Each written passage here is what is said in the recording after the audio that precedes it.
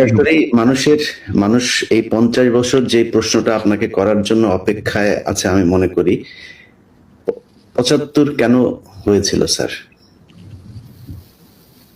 ইলিয়াস, 75-এ তোমার কি বয়স ছিল আমি জানি না, তবে আমার জন্ম হয়নি স্যার। হ্যাঁ, তবে 75-এ যে মুজিব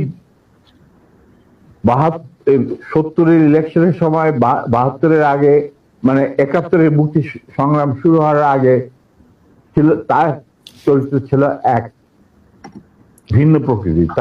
তিনি বাঙালি জাতীয়তাবাদের সংগ্রামে যথেষ্ট অবদান রেখেছেন, কিন্তু স্বাধীনতা যখন পাকিস্তান আর্মি 25-26 রাতে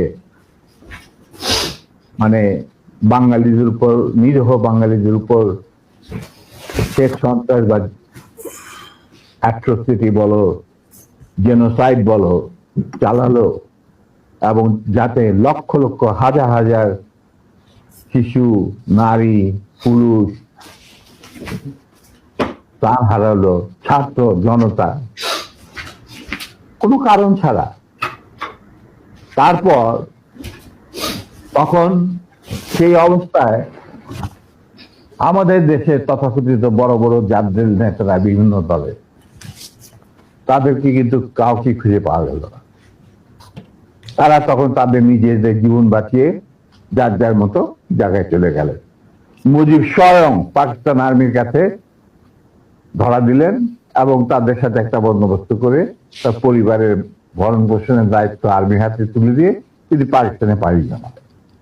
ডাক্তার কামাল হোসেনকে সঙ্গে, যিনি ছিল major via media between Mujib and দি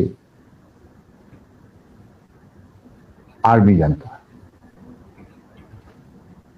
তখন সেই দিশাহারা মানুষ বুঝতে পারছিল না বাংলাদেশে যে তারা কি করবে, তারা কোথায় যাবে, কিভাবে নিজের প্রাণ বাঁচাবে।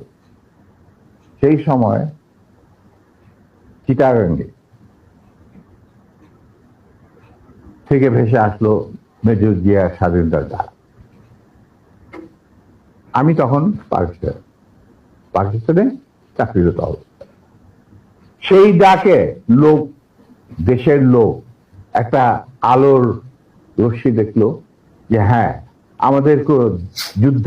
আমাদেরকে এইভাবে মরণের হাত থেকে বাঁচার জন্য আমাদেরকে যুদ্ধ করতে হবে। Simple is that. আর সমস্ত দেশ